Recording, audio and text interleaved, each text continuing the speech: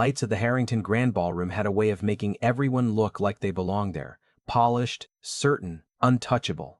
300 guests an evening were moved through the space with the rehearsed ease of people who'd attended these galas their entire lives. The orchestra played something soft and European. Champagne arrived on silver trays without being asked for, and at the center of it all stood Thomas Aldridge, one hand resting on the small of a woman's back. A woman who was not his wife. He was laughing at something she'd said. Really laughing. The kind that reached his eyes, the kind Laurel Aldridge hadn't seen directed at her in years. The woman beside him, younger in a dress that cost more than some people's monthly rent, with the particular confidence of someone who believed she'd already won, tilted her head toward him like he was the only gravity in the room. The orchestra kept playing, then it stopped. Not gradually, not politely, mid-phrase, as if the musicians themselves had noticed something shift in the air, because walking through the entrance of the Harrington Grand, unhurried, in a navy gown cut like armor, was Laurel Aldridge, the same Laurel who everyone assumed was home, the same Laurel who'd spent the last 4 months letting her husband believe she was quietly unraveling. She wasn't unraveling, she'd been building. She descended the 3 steps from the foyer into the main ballroom, and the crowd didn't part so much as it simply turned, one by one, the way people turn when they sense that something is about to change. Thomas saw her from across the room. The color left his face so completely it was almost medical. The morning everything fell apart, Laurel was on a conference call with the hospital board in Minneapolis. She was the chief of cardiothoracic surgery at Edelman Medical Center in Chicago, a position she'd held for 6 years, earned through a surgical residency that nearly broke her, 2 fellowships, 1 published paper that became standard reading in cardiac programs across the country, and more consecutive on-call nights than she could accurately remember. She operated on the hearts of other people for a living. She was very good at it. Thomas was the hospital's VP of External Affairs. He handled donors, galas, board relationships, public perception. He was charming in the way that certain men are charming. Effortlessly, selectively, like a tool deployed rather than a quality expressed. When they'd met 12 years ago at a medical conference in Boston, she'd found it disarming. She understood now that she'd mistaken performance for personality. The Minneapolis call ended at 11:14 a.m. Laurel's surgical resident, a sharp third year named Dr. Okonkwo, knocked and let herself in. "There's a package for you." Front desk said it was marked personal and urgent. Laurel signed for it without looking up from her post-op notes. Plain envelope, no return address. Inside, a USB drive and a single type line on a card. "He's been doing this for longer than you know. Someone who respects your work." She nearly threw it away. She had 3 surgeries scheduled that afternoon and a grants application due Thursday. She didn't have room in her body for whatever this was. She plugged it in anyway. The first file was a photograph. Thomas at 16 on the Park, a restaurant he'd told her was a client thing back in April. He wasn't with a client. He was with a woman Laurel had never seen, their hands overlapping on a white tablecloth, the body language unmistakable and utterly ordinary, the way people touch each other when they're not performing. She opened the next file. And the next. The documentation was methodical. Restaurants, a hotel in River North, a weekend she'd remembered as a conference in Seattle that apparently had involved neither a conference nor Seattle. The woman appeared in every image, late 30s, attractive, with the specific ease of someone who'd been told she was exceptional her entire life. In one video, shot from some distance across a hotel lobby, Thomas was handing her a keycard. He was smiling. He looked lighter than Laurel had seen him look in years. The last file was dated 11 days ago. The woman wore a bracelet Laurel recognized, rose gold thin, a style Thomas had asked her about in passing last winter, claiming his assistant needed gift ideas for a client's wife. Laurel closed her laptop. She sat in her office with the door closed and the city spread out below her, Lake Michigan gray and enormous in the November distance, and felt the strange doubling sensation of someone watching their own life from very far away. Then she opened her laptop and sent a message to her attorney. Thomas came home that evening carrying Thai food and wearing the expression of a man without a single uncomfortable thought in his head. He set the bags on the kitchen island and kissed her cheek. Asked how surgery went. Poured himself a glass of wine. "Who is she?" Laurel said. He went still. The woman in the photographs. She watched him set down the wine glass, watched him run his hand across the back of his neck. A tell she'd known about for years. A gesture he made when he was recalibrating. He turned around, and something in his face shifted. Not guilt exactly, more like relief. The particular relief of a secret that's finally too heavy to carry. "Laurel, her name," he exhaled. Claire Beaumont. She's a development consultant. We met at the Edelman Foundation dinner 18 months ago. 18 months. And the hotel in River North? Laurel Thomas. The hotel.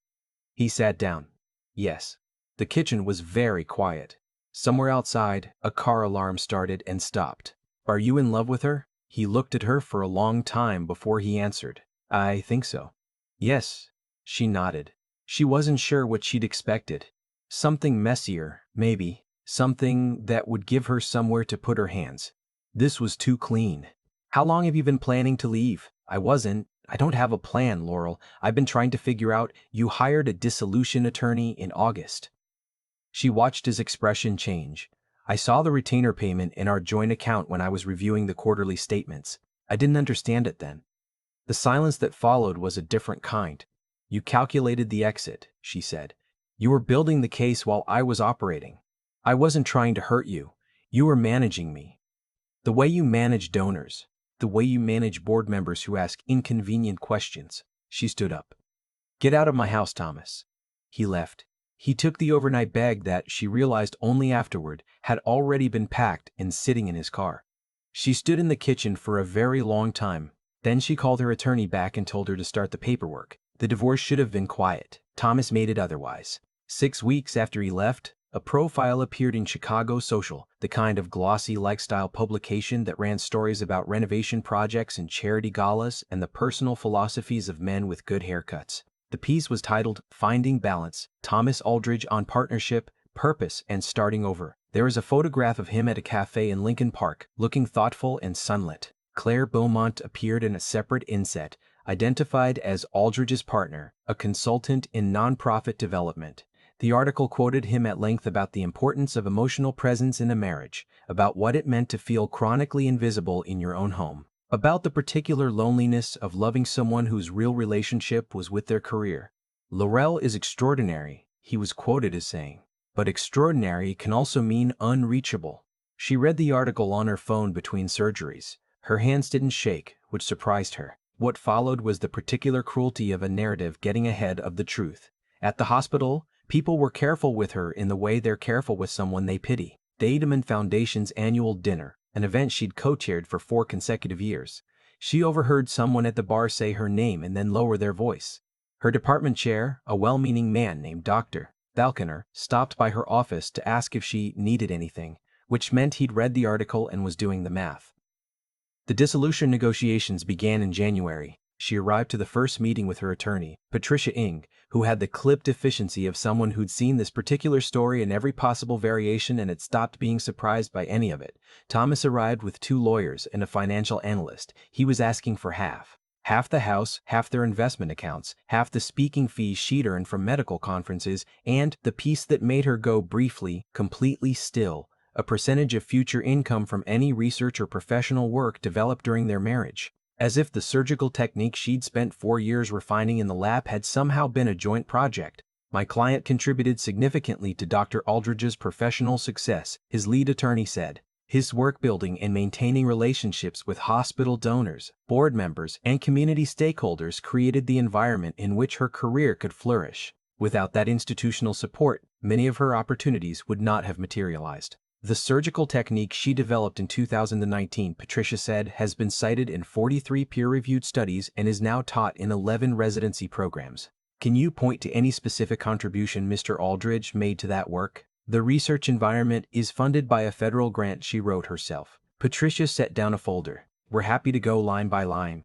The meeting ended without resolution and with considerably more hostility than it had started. Outside on the sidewalk, Patricia lit a cigarette and looked at Laurel with the candid expression she reserved for post-meeting assessments. He's not going to settle easily. He needs the money to look legitimate, to prove he contributed something real, or the optics of leaving a successful wife get uncomfortable. She exhaled. His narrative is currently winning. We need to change that. How? Patricia considered. Do you know Theo Marsh? Laurel knew the name. Medical communications strategist. He worked with physicians and institutions on media positioning, not spin, exactly, but something adjacent to it. He had a reputation for taking cases he believed in and being exceptionally unforgiving with cases he didn't. Set up a meeting, Laurel said. She drove home alone through the gray Chicago winter and sat in the kitchen that still felt like the wrong size for one person. She poured a glass of water she didn't drink. She looked at her hands. The surgeon's hands that had repaired valves and rerouted arteries and coaxed heartbeats back from the edge of stopping, and thought about the particular helplessness of having spent your entire adult life developing precision in a single skill and discovering that skill was useless for the thing currently destroying you. She sat there for a long time. Then she got up, went to her home office, and pulled out a legal pad. She'd spent her career solving the most complex problems a human body could present. She would solve this one too. Theo Marsh's office was on the 14th floor of a building in River North, one of those spaces that communicated competence through extreme minimalism. He was 50, with the unhurried manner of someone who'd never needed to perform urgency. "You want the truth to win," he said after she'd laid out the whole story. "I want it acknowledged," she said. "There's a difference." He nodded slowly. "Thomas has been building a public version of your marriage for months. In that version, he's a devoted partner who supported a driven woman and was slowly, quietly erased from his own life." He turned his laptop toward her. "He's given 3 interviews. He appeared on 2 podcasts. He was at the Edelman Foundation Gala with Claire Beaumont 2 weeks ago. He's not hiding. He's establishing a narrative. I know. So we don't fight the narrative, we replace it with the truth, specifically and publicly, in every venue where he's been telling his version." He closed the laptop. "But first I need to understand something. The USB you received. Who sent it?" "I don't know." Theo's expression shifted slightly. "I think it matters. Someone inside your professional circle believed you deserved to know. That suggests there are people who have a different view of your marriage than the one Thomas has been selling." He leaned back. "I'd like to find out who." He found out in 10 days. The answer was Dr. Amara Osei, a cardiologist on staff at Edelman who had served on 3 joint committees with Laurel and had, 14 months earlier, been at that restaurant in Lincoln Park when Thomas arrived with Claire. Osei had said nothing at the time because she hadn't been certain, hadn't known how to say it, hadn't wanted to be wrong. Then the Chicago social profile appeared and she decided that staying silent was no longer something she was willing to do. "I should have told you sooner, Dr. Taub, sooner," Osei said, when Theo arranged the call. "I'm sorry I didn't." "You told me now," Laurel said. "That's what matters." Theo also found something else. Claire Beaumont had done this before. Not the falling in love part that may have been genuine in its way, but the systematic positioning of herself. 2 relationships prior to Thomas, both with men in prominent professional roles, both ending in the men leaving their marriages, both resulting in Claire moving into adjacent professional territory. A gallery director in New York whose marriage dissolved the year Claire became his gallery's creative liaison. A foundation president in D.C. whose board began including Claire's recommendations within months of his separation. "She's not predatory in the obvious way," Theo said carefully, "but she is strategic, and she targets men whose professional environments give her access to things she wants. In Thomas's case, that's the donor network he manages, which is the donor network he built. He doesn't see it. He sees what he wants to see." Theo paused, "Which is also, to be fair, what he showed her. A man underutilized in his marriage." She offered him the simpler story. Over the following weeks, Laurel did something she'd spent her career avoiding. She became visible. She accepted an interview with JAMA, not about the divorce, but about her surgical technique, about the 4 years of quiet work behind it, about what it meant to develop something genuinely new in a field where most refinements were incremental. She spoke at the AMA's annual leadership summit. She agreed to a profile in Chicago Magazine focused on her work mentoring female surgical residents. She never mentioned Thomas. She didn't need to. The articles spoke to anyone who cared to look. Every significant achievement of the past 12 years had a single name attached to it. Competition wins, grant applications, published research, speaking invitations. The medical community, which pays attention to these things, began paying attention. Comments appeared. Articles were shared. Younger physicians, particularly women, began citing her work in ways that had nothing to do with the hospital's VP of External Affairs. The narrative, quietly and then all at once, began to shift. Thomas's attorney sent a strongly worded letter suggesting Laurel was engaged in a coordinated reputational campaign. Patricia responded with documentation confirming that every claim made in every interview was factual and verifiable. 2 weeks before the Harrington Gala, Theo called with information that changed the shape of everything. "I've been looking at the firm's donor records," he said, "the ones Thomas managed. specifically the expense accounts, and he's been billing the foundation for personal expenses for at least 14 months. Dinners with Claire charged as donor cultivation, hotel stays during what he logged as out-of-state meetings, concert tickets, a weekend in Michigan, gifts. Theo's voice was careful. None of it crosses into illegal territory. He was authorized to expense donor-related activity, and he exercised creative judgment about what qualified. But it tells a story about who was financing what. Laurel was quiet for a moment. Does the foundation board know? Not yet. She thought about the foundation donors, many of whom had come to Edelman through conferences she'd spoken at, publications she'd authored, her name and reputation opening doors that Thomas then walked through and claimed as his own territory. The Harrington Gala, she said. Thomas is going? With Claire. The Beaumont family has a table. I'm on the host committee, Laurel said slowly. I've been on the host committee for 5 years. She considered stepping back this year. Her attorney had suggested it. Her sister had begged her to. I'm going. Theo was quiet for a moment. Then let's make sure you walk in like you know exactly what you're worth. The night before the gala, Laurel stood in her closet for a long time. She chose navy, not because it was dramatic, but because it was clean, precise, the kind of dress that communicated intention through simplicity, that required no ornamentation because the structure said everything. She'd bought it months ago for a different occasion that never materialized. She'd known, without being able to explain it, that she was saving it for something. Her sister, Renata, called at 9 p.m. You really don't have to do this. I know. Come to the gala, I mean. You've made your case. The interviews were good. People are seeing clearly now. You don't have to walk into that room. No, Laurel said, but I want to. Why? She thought about it honestly. Not for Thomas. Not to perform something for an audience. Not revenge in the simple sense. Because I've been going to that gala for 5 years and walking in half a step behind him thinking about operating room logistics while he worked the room, she said. I want to walk into a space I've always belonged in and actually take up the space. Renata was quiet for a moment. Okay, she said finally. Okay, then wear the navy. The Harrington Grand was everything it always was. Ornate, golden, full of the specific energy of wealthy Chicagoans engaged in charitable self-congratulation. Photographers waited at the entrance. Laurel stepped out of the car alone, and she heard the murmur move through the press line like a wave. Is that Dr. Aldridge? I thought she wasn't coming. She walked inside. The foyer was marble and chandelier light, and the particular acoustics of a space designed to make voices carry. She accepted a glass of champagne and let herself simply stand for a moment, taking in the room that had always technically been hers. Laurel. She turned to find Richard Harrington himself, the foundation's board chair, the man whose name was on the building, crossing the floor toward her with the expression of someone who had something specific to say. I'm glad you came, he said. I'd been meaning to reach out. The Chicago Magazine piece, your work with the residents, the technique documentation, several of our board members have been discussing it. He paused. We weren't aware of the extent of your contributions, to the foundation, specifically. The donor relationships we assumed were Thomas's. I've been going back through the records. How far back did you go? Far enough. His expression was careful and direct. The Kellerman gift, the Novak endowment, the Whitmore Research Fund, all of them trace back to professional relationships that originated through your reputation. He looked at her steadily. We should have been clearer about that. I want to correct it, if you'll let me. Before she could respond, a subtle shift moved through the crowd behind her. She turned.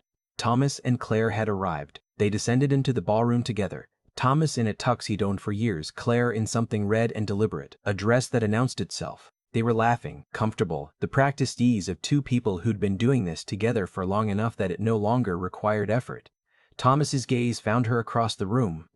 The moment stretched. He'd expected her to be somewhere else, at home, at the hospital, anywhere but here, standing beside Richard Harrington, clearly mid-conversation with the man who controlled the foundation Thomas's entire professional identity had been built around. Claire followed his gaze and stiffened almost imperceptibly. Laurel raised her champagne glass slightly. Not a toast, just an acknowledgement. I see you. I'm still here. Richard Harrington, who had not missed any of this, cleared his throat quietly. I'd like to say something during the remarks, if you're comfortable. About the Foundation's history, specifically some corrections to the public record. Yes, Laurel said. I'm comfortable. The evening's formal program began 20 minutes later. Richard stood at the podium and spoke about the Foundation's 30-year history, about the pillars of its mission, about the people who had shaped it. I want to take a moment, he said, to correct a long-standing misattribution. Several of the Foundation's most significant donor relationships that have funded programs serving thousands of patients, were cultivated through the professional reputation and direct effort of Dr. Laurel Aldridge. We have not been as clear about that as we should have been, and I want to correct that tonight. The applause was not enormous, but it was real, and it was from people who understood what it meant: physicians, researchers, board members who knew exactly how donor relationships worked, who knew that charm was the final mile of a much longer road that began with credibility. Across the room, Thomas stood very still. Later, inevitably, he found her near the bar. That was unnecessary, he said quietly. It was accurate. Richard didn't need to do that. He thought he did. She looked at him with the same calm she'd spent months assembling. You spent a year telling people our marriage failed because I was unreachable, that my work made me absent, that you were the one who made my career possible. She paused. None of that was true, Thomas. You know it wasn't. I supported you. You attended events I arranged. You maintained relationships I built. You presented yourself as essential, and then, when you decided to leave, you worked very hard to make sure everyone understood you'd been suffering. Her voice was even, clinical in the way that came naturally to her. What you didn't account for is that records exist. Emails, grant applications, publications, research logs, the history of this Foundation's donor base. She picked up her glass. Truth is very stubborn when someone actually looks for it. He was quiet for a moment. The settlement, my attorney will have a revised counterproposal by end of week. She looked at him steadily. It will not include royalties on my research. It will not include speaking fees. It will reflect what you actually contributed, which was real and which I'm willing to acknowledge fairly. But I will not pay for a version of our marriage that never existed. Claire appeared at Thomas's elbow, her expression controlled. She looked at Laurel with something that wasn't quite hostility, something more complicated, something that recognized, perhaps for the first time, that this particular woman was not going to perform the expected role of the quietly devastated ex-wife. I think, Claire said carefully, that this conversation could probably happen somewhere more private. I agree, Laurel said pleasantly. Tell Thomas to have his attorney call mine. She walked away, back into the room that had always been hers, into the conversations that now came to her rather than requiring her to chase them, into the evening that was, for the first time in years, entirely her own. She stayed until nearly midnight. Walking out through the Harrington Grand's entrance, past the photographers who were still there, into the cold Chicago air, she stopped for a moment on the steps. The city spread out below and around her, a city whose hospitals she'd trained in, whose patients she'd operated on, whose philanthropic community had been shaped in part by her reputation for doing work that was genuinely hard and genuinely good. She'd spent years walking through this city half-present, her mind always 6 hours ahead or 8 hours back, planning the next surgery or processing the last complication. Thomas had not been wrong that she was often absent. He had been wrong about what that meant, had confused the distraction of deep work for the distraction of emotional withdrawal, had mistaken her introversion for indifference, had found someone who would look at him without the complicated lens of 12 years. She had not been a perfect wife. She had been a person with a demanding vocation and imperfect balance, doing her best inside a marriage to someone who had already decided he wanted out before he told her so. That was the truth in its full uncomfortable shape, not the version he'd published, not the cautionary tale, just a marriage that failed, a betrayal that was real, and a woman who was rebuilding. Her phone buzzed. Patricia, Thomas's team called. They're proposing 28%. We have momentum. Call me tomorrow. Laurel typed back, tomorrow. Good work. She got in the car and drove home through streets she knew the way she knew the inside of a thoracic cavity. By feel, by long familiarity, by the kind of knowledge that becomes so integrated you stop noticing you have it. The apartment was quiet when she got in. She poured water, not wine, sat at her kitchen table in the dress she'd worn like armor. She thought about the USB drive, still sitting in the drawer of her home office, Dr. Amara Osei, who'd watched something in that restaurant and stayed quiet for 14 months and then decided not to. The moment when silence becomes a different kind of complicity. She made a note to send Amara something, not thanks exactly, because what had been given couldn't be reduced to gratitude and acknowledgement, one woman recognizing what another had done at some cost to herself. In the morning, she had surgery at 6. A valve replacement on a 61-year-old grandfather from Oak Park who'd been waiting 3 months for this procedure. She would spend 4 hours with her hands inside his chest, working with the careful precision of someone who understood that the heart is the most honest organ. It doesn't perform, it doesn't negotiate, it simply does what it does or it stops. She was very good at making sure it didn't stop. That was who she was, separate from Thomas, separate from the marriage, separate from the story that had been told about her in glossy magazines and told about her in whispers at foundation galas. It was what she'd been doing before him, what she'd continue doing through him, what she would do long after the settlement was signed and the house was sold, and his name no longer appeared anywhere in her professional documentation. She changed out of the dress and folded it over the back of the chair. The divorce would be finalized in April. The valve replacement was in 6 hours. Somewhere in the city, Thomas and Claire were in an apartment Laurel had never seen, constructing whatever they were constructing. She wished them, with genuine and complete detachment, nothing, because she had finally understood the difference between forgiveness and freedom. Forgiveness required something of the person receiving it. Freedom belonged entirely to her. She went to bed at midnight and slept without dreaming, and in the morning she operated with the steady hands of someone who had built something real and knew exactly what it was worth.